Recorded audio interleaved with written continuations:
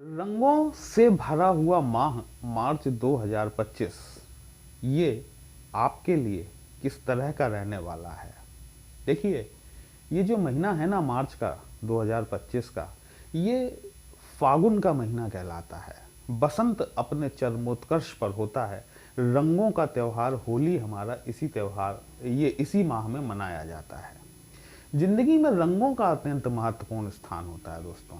ये रंग जो कई तरह के रंग होते हैं, ये हमारी जिंदगी के उल्लास और आनंद को प्रदर्शित करते हैं, प्रकाशित करते हैं और हमारी मानसिकता को भी प्रभावित करते हैं।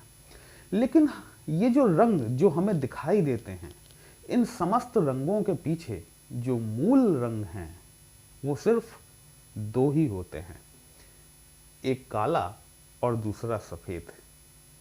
जीवन का जो मूल सार है, जो मूल तत्व है, वो इन्हीं दो रंगों में समाया हुआ है। जिसने भी इन रंगों को समझ लिया उसने अपने जीवन को समझ लिया। तो मार्च 2025 का महीना हमारे कन्या राशि के जातकों के लिए किस प्रकार का रहने वाला है, किन क्षेत्रों में उन्हें सावधानी बरतनी चाहिए, कहां से उन्हें लाभ होगा, यही हम आज डिस्कस करने वाले हैं। जी नमस्कार दोस्तों, कैसे हैं आप सभी। मैं आपका ज्योतिष मित्र श्लोक वर्मा आपके अपने चैनल श्री हनुमंत कृपा में आपका हार्दिक स्वागत करता हूं, अभिनंदन करता हूं। साथ ही अपने बड़े भैया श्री हनुमान जी से करवत निवेदन करता हूं कि अपने हनुमत कृपा परिवार के सभी सदस्यों को, नए जुड़ने वाले सभी सदस्यों को सुख समृद्धि प्रदान करें, उन्हें उनके कार्यों में आशातीत सफलता प्रदान करें। मार्च 2025 अत्यंत महत्वपूर्ण है। ये आपके लिए लाभदायक तो है, इसमें कोई दो राय नहीं है। लेकिन कुछ परिस्थितियां, देखिए मार्च के माह को हम दो भागों में विभाजित करके देख सकते हैं, 1 से लेकर 14 तारीख तक का और 14 तारीख एंड ऑनवर्ड। ठीक है, तो यहां पर दो प्रकार की परिस्थितियों का निर्माण हो रहा है। जो माह का पहला फेज है ये और दूसरा फेज है वो, किन फेज में आपको किस तरीके की सावधानियां रखनी चाहिए और कहां से आप लाभ उठा सकते हैं। देखिए, ये जो ट्रांजिट हो रहे हैं ये इस साल के अब महत्वपूर्ण परिवर्तन शुरू हो गए हैं। जैसा कि मैंने आपको बताया था कि 16 फरवरी 2025 को गुरु राहु का नक्षत्र आधारित गुरु चांडाल दोष का निर्माण हो चुका है। वीडियो को अंत तक अवश्य देखिएगा दोस्तों। कहीं भी अच्छा लगता है कमेंट बॉक्स में जय श्री राम लिखेंगे, आपको भी अच्छा लगेगा, हमें भी अच्छा लगेगा आपके लिए इस तरह के विश्लेषण लेकर आने के लिए। और आपका सप्तम भाव जो है, कन्या राशि का सप्तम भाव इस माह में सर्वाधिक रूप से एक्टिवेटेड होने वाला है। आगे बढ़ने से पहले हम एक बार आपके वर्तमान ग्रह गोचर की स्थितियों पर एक निगाह डाल लेते हैं ताकि आपको समझने में आसानी रहे। ये जो आपका फर्स्ट हाउस है ना, ये जहां पर 6 का अंक लिखा हुआ है, इसका मतलब ये है कि या तो आपकी कन्या लग्न है या फिर आपकी कन्या राशि है।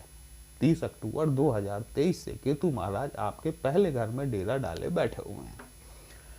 आपकी पत्रिका में जो सेकंड हाउस होता है, ये सेकंड हाउस, इसके स्वामी और आपके भाग्य भाव के स्वामी शुक्र महाराज होते हैं। गुरुदेव बृहस्पति जो कि आपकी पत्रिका में आपके चतुर्थ भाव के स्वामी होते हैं, साथ ही साथ सप्तम भाव के स्वामी होते हैं। वर्तमान परिस्थितियों में आपके भाग्य भाव में शुक्र की राशि टॉरस राशि में, वृषभ राशि में बैठे हुए हैं। गुरु के हिसाब से बहुत फेवरेबल कंडीशन नहीं है, क्योंकि गुरुदेव बृहस्पति जो है वो डिवाइन प्लैनेट है, आध्यात्मिकता के प्लैनेट है। शुक्र जो है भोग विलास और ऐश्वर्य का प्लैनेट है। एक स्पिरिचुअल व्यक्ति को, एक आध्यात्मिक गुरु को भोग विलास के महल में लाकर बैठाल दिया जाए तो उसकी फीलिंग जिस प्रकार की होगी ना, सेम वही फीलिंग इस समय गुरुदेव बृहस्पति के साथ में चल रही है कि हैं तो वो आध्यात्मिक और फंस गए हैं आके भोग विलास के क्षेत्र में। शनि महाराज जो होते हैं, शनि महाराज आपकी पत्रिका में आपके पंचम भाव के और साथ ही साथ आपके 6वें घर के स्वामी होते हैं और ये आपके 6वें घर में ही गोचरस्थ हैं पिछले 2.5 साल से। ये अब अपना स्थान परिवर्तन करने वाले हैं। राहु महाराज आपके सप्तम भाव में बैठे हुए हैं और शुक्र उच्च के हैं, राहु के साथ बैठे हुए हैं। देखिए कि गुरुदेव बृहस्पति तो शुक्र के घर में जाके कंफर्टेबल नहीं होते हैं, लेकिन शुक्र महाराज जो है वो गुरुदेव बृहस्पति के घर में जाके उच्च के हो जाते हैं। आध्यात्मिकता का जो लेवल होता है वो ये होता है कि एक मटेरियलिस्टिक प्लैनेट एक स्पिरिचुअल प्लैनेट के हाउस में जाकर उच्चत्व को प्राप्त कर लेता है। बस बात को जरा समझिएगा, गंभीरता के साथ लीजिएगा। ये उन दोनों कलरों से रिलेट करता है, ब्लैक एंड वाइट जो मैंने बोला था ना अभी आपसे, ये बात उन दोनों कलर्स को भी आप इससे कोरिलेट करके देख सकते हैं। देखिए बुद्ध महाराज जो होते हैं ना वो आपके लग्नेश होते हैं। लग्नेश होने के साथ साथ दशम भाव के स्वामी भी होते हैं, मतलब कर्मेश भी होते हैं। और ये वर्तमान परिस्थितियों में नीच के होके बैठे हुए हैं, क्योंकि जहां पर मीन राशि आती है ना वहां पर शुक्र उच्च के हो जाते हैं लेकिन बुद्धि नीच की हो जाती है। लेकिन इन परिस्थितियों में भी बुद्ध महाराज जो है यहाँ पर आपके लिए नीच भंग राजयोग का निर्माण करके बैठे हुए हैं। तो अभी तक तो ये जो सूर्य महाराज यहाँ बैठे हुए हैं आपके छठवें घर में, जैसा मैंने कहा है आपसे पहले भी कि तीसरा, छठवां, 10वां, 11वां ये चारों भाव जो होते हैं उपचार भाव होते हैं, और यहाँ पर आके क्रूर ग्रह या पाप ग्रह ये बहुत अच्छा परिणाम देते हैं। सूर्य के हिसाब से यदि देखा जाए तो छठवां घर सूर्य के हिसाब से प्लैनेटरी वाइज पोजीशन देखी जाए तो बहुत बढ़िया पोजीशन है। हाँ ये बात और है कि शनि के साथ में बैठे हुए हैं, बाप बेटे दोनों आमने सामने हैं इस समय, ठीक है। तो लेकिन अगर सेपरेटेड करके देखा जाए तो शनि भी यहाँ पर शत्रुहंता योग बनाते हैं, साथ ही साथ सूर्य महाराज भी छठवें घर में बैठकर शत्रुहंता योग का निर्माण करते हैं। परिस्थितियां जो बदलेंगी वो 14 मार्च से बदलेंगी। 14 मार्च को क्या होगा, ये सूर्य महाराज जो है ये आपके सप्तम भाव में गोचर कर जाएंगे। 28 फरवरी 2025 के दिन शनि महाराज जो है अस्त अवस्था में आ गए हैं। वे सभी जातक जिनकी पत्रिका में शनि नक्षत्र बेसिस पर यदि शुभ नहीं है तो ये शनि महाराज 9 अप्रैल तक अस्त अवस्था में रहेंगे। और आप जानते हैं कि जब भी कोई प्लैनेट अस्त अवस्था में होता है तो वो प्रभावहीन हो जाता है या फिर निस्तेज हो जाता है। तो जिनकी पत्रिका में शनि की स्थिति ठीक नहीं है वो 40 दिन इनके लिए ये गोल्डन पीरियड साबित हो सकते हैं, क्योंकि शनि अस्त के हैं। वो अपने कामों को इन 40 दिन में जितनी जल्दी यूटिलाइज करके निपटा सकते हो उन्हें निपटा लेना चाहिए। हाँ वो जातक जिनकी पत्रिका में शनि योग कारक हैं उनके लिए थोड़ी सी समस्या खड़ी हो जाएगी, क्योंकि शनि अस्त के हो गए तो अब उनके काम डिले होना शुरू हो जाएंगे। लेकिन ये स्थितियां दोनों ही प्रकार के जातकों के लिए 9 अप्रैल तक रहने वाली हैं। ये शनि महाराज 29 मार्च 2025 को अपना राशि परिवर्तन करेंगे और अस्त अवस्था में ही आपके सप्तम भाव में गोचरस्थ हो जाएंगे। आपका जो सप्तम भाव है ये 14 मार्च के बाद से ग्रहों का अखाड़ा बनने वाला है, क्योंकि देखिए टोटल 9 ग्रह होते हैं। 9 ग्रह में से 6 ग्रह आपके सप्तम भाव में ही गोचर करेंगे, ठीक है। यहीं पे इन्हें चंद्रमा भी मिलेंगे, सूर्य, शनि, राहु, बुध, शुक्र, चंद्रमा।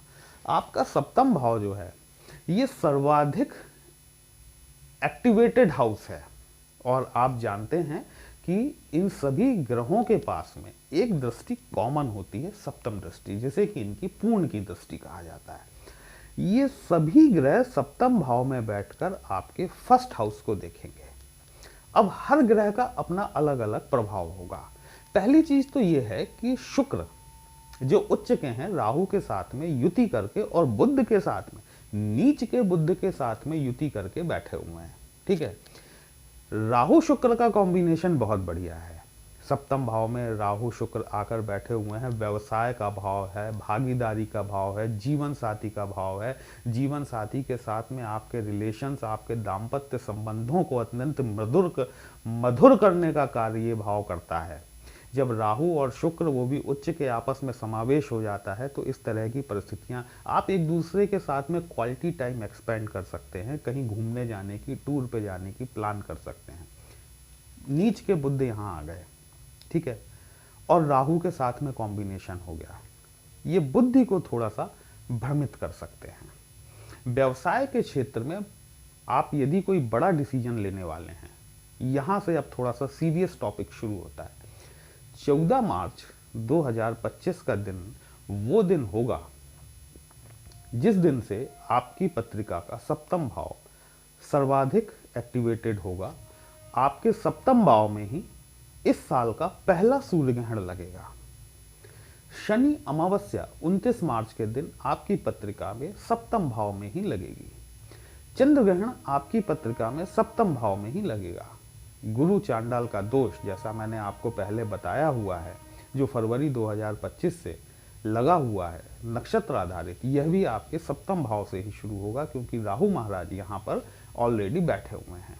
ठीक है, शनि और राहु का जब कॉम्बिनेशन होगा तो इसे एक श्रापित दोष या पिशाच दोष भी कहा जाता है। यह भी आपके सप्तम भाव में ही बनेगा।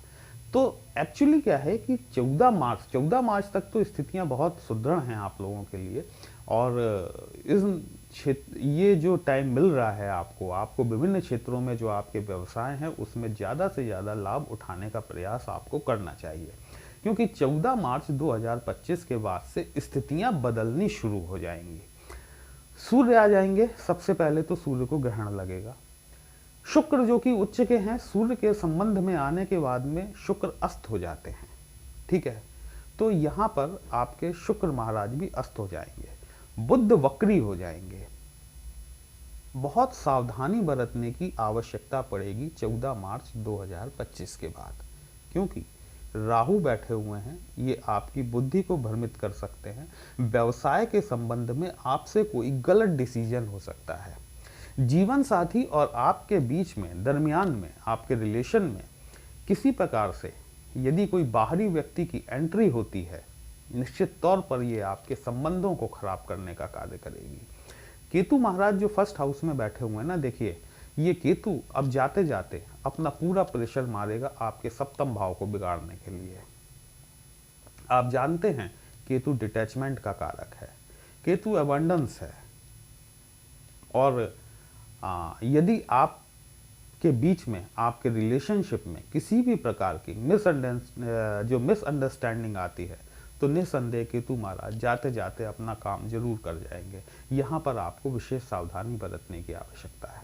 इसके अलावा मैं आप लोगों से ये और कहना चाहूँगा दोस्तों कि यदि आप कोई भी नया काम शुरू करना चाह रहे हैं, देखिए राहु शुक्र बैठे हुए हैं, ये निश्चित तौर पर आपको भ्रमित करेंगे। राहु आप जानते हैं इल्यूजन है, भ्रम है, माया जाल है, छलावा है। उच्च के शुक्र के साथ में बैठा हुआ है, नीच के बुध के साथ में बैठा हुआ है। आपका माइंड जो है ये डाइवर्ट करेगा। आपको कोई भी नया काम 14 मार्च 2025 से लेकर 18 मई 2025 तक का जो पीरियड रहेगा, किसी भी नए काम को शुरू करने से आपको बचना चाहिए। साथ ही साथ मैं आपको यहाँ पर एक यह भी सलाह देना चाहूँगा कि कोई भी पुराना काम बाइंड अप करने से भी आपको बचना चाहिए, क्योंकि ये जो ट्रांजिट हो रहे हैं, आज जो काम आपको लग रहा है कि वो काम आपके लिए सही नहीं है, वो काम प्रॉफिटेबल नहीं है, चल नहीं रहा है, देखिए 18 मई तक राहु केतु का भी ट्रांजिट हो जाएगा, शनि का भी ट्रांजिट हो जाएगा, और साथ ही साथ 14 मई को गुरु का भी ट्रांजिट हो जाएगा। जब ये पूरे महत्वपूर्ण परिवर्तन हो जाएंगे, इसके पश्चात हो सकता है कि वो काम जो आज आप बाइंड अप करने की सोच रहे हैं, 18 मई के बाद उसी काम में एक नई जान आ जाए और वो काम चल पड़े। तो कोई भी बड़ा डिसीजन लेने से पहले कम से कम 3 बार जरूर सोचें कि आपको ये कार्य अभी करना चाहिए या नहीं करना चाहिए। मेरा सजेशन मांगना चाहेंगे तो मेरा सजेशन ये है कि आपको 18 मई तक चीज़ों को होल्ड करना चाहिए। दूसरी महत्वपूर्ण बात यह है कि देखिए राहु और शनि का जो श्रापित दोष बन रहा है, ये ऐसा नहीं है कि पहली बार बन रहा है, ये बहुत जातकों की पत्रिका में ऑलरेडी बना हुआ है।